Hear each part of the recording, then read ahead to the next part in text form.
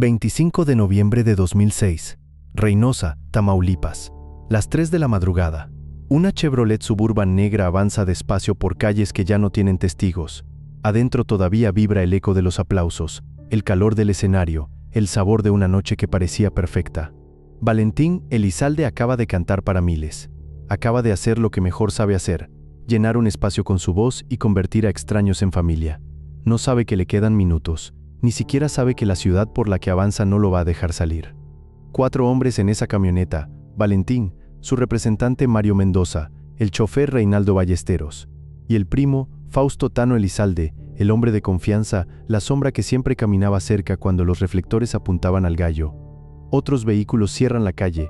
Lo que viene después no dura ni un minuto. Más de 70 disparos. Cristales rotos, metal doblado, silencio. Mario Mendoza no vuelve a casa. Reinaldo Ballesteros tampoco. Valentín Elizalde muere a los 27 años con 3 hijas que todavía lo necesitaban y una madre que nunca va a poder explicarse bien lo que pasó esa noche. Pero hay un sobreviviente, Tano Elizalde, el primo, el mismo que insistió en llevar a Valentín a Reynosa, el mismo que esa noche apareció distinto, nervioso, con un estrés que no encajaba con el de alguien que solo acompaña a una estrella, el mismo cuyas heridas, según peritajes posteriores, no coincidían con el relato dramático que él mismo construyó durante años. Y el mismo que en 2021, 15 años después del crimen, anunció su compromiso con Gabriela Sabac, la exesposa de Valentín. La mujer vinculada al control legal de su legado. Durante casi 20 años, la historia oficial fue sencilla. Valentín cantó una canción que no debía cantar, en un territorio que no le pertenecía, y los cárteles lo cobraron. Punto. Caso cerrado. Que descanse en paz. Pero las familias que realmente pierden a alguien no pueden cerrar un caso con una versión cómoda. Siguen mirando, siguen preguntando, siguen encontrando cosas que no encajan. Y en esta historia hay demasiadas cosas que no encajan. ¿Por qué Tano sobrevivió cuando todos los demás murieron? ¿Por qué sus lesiones no coincidían con lo que contó? ¿Qué revelan los nuevos señalamientos sobre la posición de los cuerpos dentro de la camioneta? ¿Por qué el único sobreviviente terminó unido a la mujer que controlaba el negocio del muerto? ¿Y qué tan profundo llega la traición cuando lleva tu propio apellido? Esto no es el cuento del gallo de oro que todos conocen. Esto es lo que quedó debajo. Para entender por qué Valentín murió, primero hay que entender por qué vivía. Huatabampo, Sonora, 1 de febrero de 1979. Un pueblo norteño, seco, de esos donde el polvo se pega a los zapatos y la música no es entretenimiento sino respiración. Valentín Elizalde Valencia nació ahí, hijo de El Alacrán Elizalde. Un hombre que ya cargaba en la sangre ese destino de cantarle al pueblo, a la herida, al amor que duele y al orgullo que no se negocia. Creció escuchando historias de carretera, de hombres que salían con una guitarra y regresaban con aplausos o con deudas. En Sonora la música no se aprende en una academia, se aprende en los patios, en las cantinas, en esas madrugadas donde alguien canta, porque no sabe llorar de otra manera. Y Valentín tenía algo que no se enseña ni se compra, una voz rasposa, directa, sin permiso, como tierra seca abriéndose bajo la lluvia, una voz que cuando entraba a una habitación ya no salía. Pero antes de ser la leyenda, intentó ser otra cosa. Estudió Derecho en la Universidad de Sonora. Imagínalo, el joven Valentín, cuadernos bajo el brazo, escuchando hablar de códigos y contratos. Una vida ordenada, posible, sin hombres esperándolo afuera de un palenque en la madrugada, sin canciones que pudieran leerse como provocaciones, sin apellidos que pesaran más que una firma. Pero había algo dentro de él que no cabía en un aula. El 24 de junio de 1998, en un festival local en Bacamenuevo, Sonora, ese algo encontró su escenario. No había grandes reflectores, no había multitudes, solo un micrófono, un muchacho que todavía no sabía que estaba empezando a construir su propia leyenda y una gente que cuando lo escuchó no vio a un estudiante de leyes. Vio a alguien que traía el norte entero metido en la garganta. Un año después, regresan los mafiosos con Mozart. Luego Vete ya, Lobo domesticado, Te quiero así, La más deseada, Soy así. Canción tras canción, su nombre empezó a correr por la radio, por las camionetas, por los bares, por los puestos de discos piratas, por las fiestas donde alguien siempre pedía otra de Valentín. Los palenques se llenaban, las mujeres lo miraban, los hombres lo respetaban. El gallo de oro había nacido. Pero aquí empieza la parte que casi nadie cuenta cuando habla de una estrella en ascenso. Mientras afuera todo crecía, adentro algo se rompía. En 1999, cuando su carrera apenas despegaba, Valentín se casó con Gabriela Sabac. Eran jóvenes, demasiado jóvenes para entender lo que venía. Ella no se casó con la leyenda, se casó con el muchacho que todavía podía sentarse a la mesa sin que el mundo entero lo mirara. Pero la fama no entra sola a una casa. Entra con llamadas a medianoche, con ausencias que no se explican, con mujeres que aparecen en las fotos, con dinero que cambia el peso de cada decisión. Para 2003, el matrimonio estaba roto. Quedó una hija, Gabriela, y una herida que Valentín nunca cerró del todo. Después vendrían Valeria y Valentina, hijas de otras relaciones. Otros intentos, otros pedazos de familia dispersos alrededor de un hombre que podía llenar estadios, pero no siempre podía llenar las sillas vacías de su propia mesa. Valentín tenía todo lo que el dinero puede comprar. Y buscaba lo único que no está en ningún catálogo: lealtad. Alguien que no estuviera ahí por el porcentaje, ni por el acceso al camerino. Alguien de sangre, alguien de casa. Y entonces apareció Tano, Fausto Elizalde, el primo, el acompañante, la sombra que siempre caminaba cerca cuando los reflectores apuntaban al gallo. Para Valentín, compartir un apellido era una promesa. Era prueba suficiente. Era el escudo que ningún contrato podía dar. No sabía que a veces la envidia no nace lejos, nace justo al lado. No sabía que el hombre que camina detrás de una estrella puede pasar años mirando la luz, no para protegerla, sino para preguntarse en silencio por qué no le pertenece a él. Noviembre de 2006. La carrera de Valentín subía como llamarada, y alguien movió una sola pieza. Esa pieza cambió el destino de todos. Según testimonios que saldrían a la luz años después, Valentín no tenía planeado terminar esa gira en Reynosa, Tamaulipas. El destino original habría sido Tijuana, una ciudad dura, sí, pero conocida para su equipo, con rutas, contactos, acuerdos y una lógica que no encendía las mismas alarmas que el norte de Tamaulipas en 2006. Pero de pronto la agenda cambió, la fecha se movió, y el nombre de Reynosa apareció sobre la mesa como una sombra. Aquí es donde entra Tano. Según las declaraciones de Marisol Castro, quien convivió con él durante más de 2 décadas, habría sido Tano quien insistió, quien presionó, quien empujó esa presentación hasta convertirla en compromiso cerrado. Y Valentín era terco, orgulloso, valiente, pero también era un hombre de palabra. Si el contrato estaba firmado y el público esperaba, él iba. Aunque algo dentro de él gritara que no, ese algo existió. Antes de viajar, según el relato familiar, Valentín llamó a su madre Camila Valencia. No fue una llamada cualquiera. No fue la conversación de rutina entre un hijo famoso y una madre preocupada. Fue esto: mamá, no quiero ir. Guarda esa frase, porque ahí está la primera grieta. Valentín no dijo, me emociona esa plaza, no dijo, todo está bien, dijo, no quiero ir, y aún así fue, porque a veces la tragedia no entra rompiendo la puerta. A veces entra con una agenda, con una llamada, con un primo diciéndote que todo está arreglado. Reynosa en 2006 no era un punto más en el mapa. Era una ciudad atravesada por miedo, control y territorio.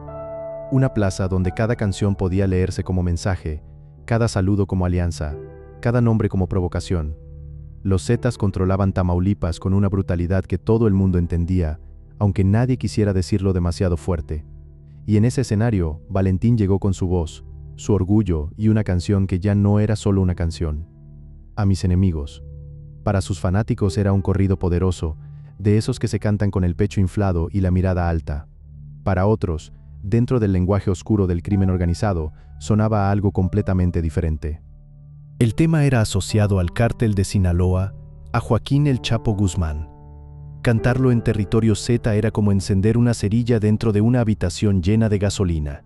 Según versiones posteriores, Valentín recibió advertencias esa noche, que no la cantara, que no en Reynosa, que no así, pero Valentín era el gallo de oro, y un gallo no baja la cabeza cuando lo mira la multitud. Cantó, y no la cantó una vez, la cantó más de una, como si cada repetición fuera un golpe sobre una puerta que no debía tocarse. Imagínalo bajo las luces del palenque, la banda detrás, la gente gritando, los celulares levantados.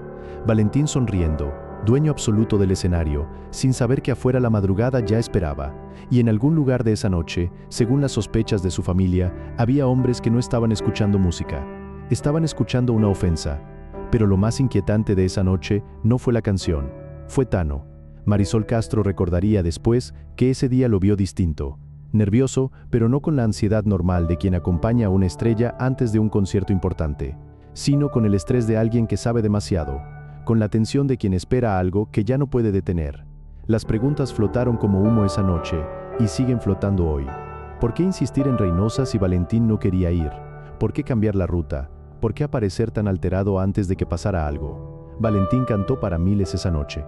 Pero tal vez, sin saberlo, también cantó para quienes ya habían decidido que no debía salir vivo de Reynosa. Y cuando bajó del escenario, la música terminó.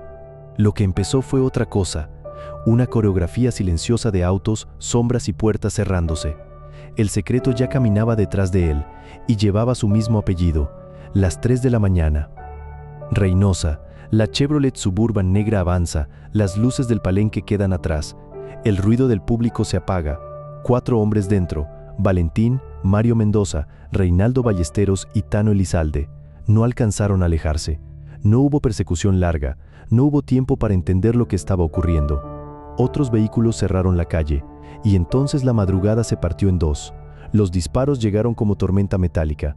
La camioneta quedó atrapada, sin espacio para avanzar ni para retroceder. En segundos, el aplauso que todavía debía estar sonando en los oídos de Valentín fue reemplazado por estruendo, cristales rotos, gritos y humo. Mario Mendoza murió ahí. Reinaldo Ballesteros murió ahí. Valentín Elizalde, con apenas 27 años, también murió ahí. 3 vidas apagadas, 3 familias rotas antes del amanecer, 3 nombres que no regresaron a casa. Pero uno sobrevivió, Tano Elizalde, y aquí empieza una de las preguntas más oscuras de esta historia. Porque en un ataque diseñado para no dejar margen, en una emboscada donde el objetivo era claro y el mensaje era brutal, el primo salió con vida. No solo salió con vida, salió con una versión. Según su propio relato, Tano habría recibido varios impactos, habría quedado gravemente herido, y después habría escapado en un taxi que apareció en medio del caos. Piensa en eso un momento, una madrugada en Reynosa, una camioneta destruida, hombres armados, la calle tomada por el miedo, y en medio de todo, según esa versión, un taxi aparece casi como si el destino lo hubiera enviado para rescatar al único sobreviviente. Suena a milagro. Pero para la familia de Valentín, con los años, empezó a sonar a otra cosa. Marisol Castro, quien compartió décadas de vida con él, puso en duda esa versión de una manera devastadora. Según ella, Tano no habría recibido los impactos directos que afirmaba. Sus lesiones habrían sido mucho menores, más compatibles con fragmentos y esquirlas que con un ataque diseñado para matar. Y entonces la pregunta cambia de forma. Ya no es solo cómo sobrevivió, es qué hizo después de sobrevivir. Porque si estaba consciente, si podía moverse, si no había perdido el control de su cuerpo, entonces el silencio se vuelve más pesado que cualquier disparo. ¿Por qué salió de ahí solo? ¿Por qué su historia necesitó tantos adornos para sostenerse? ¿Por qué el relato del taxi, el detalle del milagro, la épica del sobreviviente que casi pierde la vida? Nadie puede afirmar judicialmente lo que ocurrió en esos minutos, pero la sospecha se instaló como una sombra que no tiene forma, pero tampoco se mueve. Durante casi 2 décadas, la historia quedó congelada en la versión más cómoda. Valentín cantó donde no debía. Los cárteles lo cobraron. Tano sobrevivió de milagro. Caso cerrado. Pero la verdad tiene una forma extraña de regresar. No siempre vuelve con una confesión. A veces vuelve en datos fríos, en trayectorias, en posiciones, en heridas que dicen una cosa cuando la boca dice otra. Según versiones difundidas años después, una revisión técnica del expediente habría puesto en duda la historia del único sobreviviente. No desde la emoción, no desde el rumor, desde la ciencia. Sus lesiones no coincidían con el relato. No aparecía el cuerpo de un hombre atravesado por una lluvia de impactos directos. Aparecía un cuadro compatible con esquirlas, marcas menores. Un cuadro que no explicaba la épica que él mismo había construido. ¿Dónde estaba realmente Tano cuando comenzó el ataque? Porque si su cuerpo no contaba la misma historia que su voz, algo no cerraba. Y luego apareció el detalle más inquietante de todos. Casquillos encontrados dentro del vehículo. No fuera, dentro. Para cualquiera que entienda lo mínimo de balística forense, ese dato cambia completamente el aire de una habitación. Porque obliga a preguntar si todo vino desde afuera, como se dijo al principio, o si hubo algo más cercano, más calculado, más difícil de nombrar. Nadie puede convertir una sospecha en sentencia sin un tribunal. Pero tampoco se puede pedir a una madre que ignore lo que no encaja. Y Camila Valencia no lo ignoró. La muerte de Valentín no terminó en Reynosa. Ese fue el error de quienes creyeron que el último disparo cerraba la historia. Valentín Elizalde dejó canciones, un nombre, una voz que seguía sonando en la radio y algo más peligroso que cualquier arma. Un legado sin dueño claro. Derechos, regalías imagen, contratos, autorizaciones. Lo que debía ser memoria se convirtió en disputa. La palabra amor empezó a mezclarse con la palabra propiedad. Y ahí, justo ahí, el nombre de Gabriela Sabac volvió a aparecer. Gabriela había sido la esposa de Valentín cuando él todavía no era la leyenda completa. Se casaron en 1999, se separaron en 2003, pero en términos legales, su lugar en la historia no desapareció con el divorcio. Según informes, quedó vinculada al manejo de parte importante del legado, con peso en los asuntos patrimoniales y de imagen del cantante. Y quien controla una firma puede controlar una memoria, puede decidir qué se muestra, qué se oculta, cómo se cuenta la historia, quién queda limpio frente a las cámaras. Entonces llegó agosto de 2021, 15 años después de la muerte del Gallo de Oro. Tano Elizalde anunció su compromiso con Gabriela Sabac. No con cualquier mujer, con la exesposa de Valentín, con la mujer vinculada al poder legal sobre su legado, con la figura que podía convertirse en llave para proyectos, bioseries y autorizaciones. El primo señalado, la exesposa del muerto, unidos. Marisol Castro no lo llamó amor, lo llamó maniobra. Para la familia Elizalde, aquello cayó como una segunda muerte. Primero les quitaron a Valentín en una madrugada. Ahora, según ellos, intentaban quitarles también la forma de recordarlo. Francisco el Flaco Elizalde, hermano de Valentín, no lo ocultó. Para quienes ya dudaban de Tano, verlo junto a Gabriela Sabac no cerraba heridas. Las abría, las hacía sangrar de nuevo. El veneno no se quedó en la generación de Valentín. Eso es lo más cruel. Gabriela, Valeria y Valentina crecieron bajo una sombra imposible. Su padre era una leyenda para México, pero para ellas era una ausencia. Una voz en la radio, un nombre que todos pronunciaban con emoción, mientras en casa quedaba una silla que ningún disco de oro podía llenar. El mundo tenía al Gallo de Oro. Ellas tenían el hueco que dejó. Con los años, ese hueco se llenó de abogados, permisos, firmas y proyectos. Lo que debía unirlas como hermanas terminó dividiéndolas por dentro. Algunas de las hijas aceptaron firmar autorizaciones relacionadas con la bioserie que Tano quería impulsar. Para ellas, quizá era una oportunidad de contar la historia de su padre, de recibir lo que sentían que les pertenecía. Pero Valentina se negó. Para ella, firmar con Tano no era un trámite. Era cruzar una línea que no podía cruzar. Era permitir que el hombre señalado por parte de la familia como pieza oscura en la tragedia de Reynosa tuviera acceso a la vida, la imagen y el dolor de su padre. Y ahí nació una fractura que duele más que cualquier disparo. Hermanas contra hermanas. Sangre contra sangre. Memoria contra dinero. Valentina decidió ponerse del lado de su abuela Camila. No porque fuera fácil, no porque eso le diera poder. Al contrario, la dejó casi sola en medio de la tormenta. Pero a veces la lealtad no se mide por lo que ganas, se mide por lo que estás dispuesto a perder. Lejos de los pleitos familiares, la justicia avanzaba por otro camino. Jaime González Durán, el Hummer, señalado durante años en el contexto de la violencia que rodeó la muerte de Valentín, fue extraditado a Estados Unidos en 2022. Recibió una condena de 35 años de prisión y una orden de decomiso por $792 millones. Un nombre temido, encerrado. Una fortuna criminal señalada, un símbolo de poder convertido en expediente. Pero para la familia de Valentín, eso no cerraba la herida, porque una condena por narcotráfico no respondía a la pregunta que más dolía. ¿Quién lo llevó hasta Reynosa? ¿Quién sabía que esa noche no debía ocurrir? ¿Quién se benefició después de que Valentín ya no pudo defenderse? La justicia, cuando llega incompleta, no sana, solo cambia de forma. Al final, lo único que quedó de Valentín Elizalde no fue una camioneta destruida, ni un expediente lleno de dudas, ni una pelea interminable por regalías. Quedó una voz, esa voz ronca, alegre, desafiante, que todavía suena en las madrugadas del norte como si el Gallo de Oro siguiera vivo en algún escenario, levantando la mano, cantando para los que nunca lo olvidaron. Valentín merecía otro final. Merecía envejecer cantando, ver crecer a sus hijas, equivocarse, pedir perdón, volver al escenario. Merecía que su historia terminara con aplausos y no con sospechas, contratos y una familia enfrentada por su propia sangre.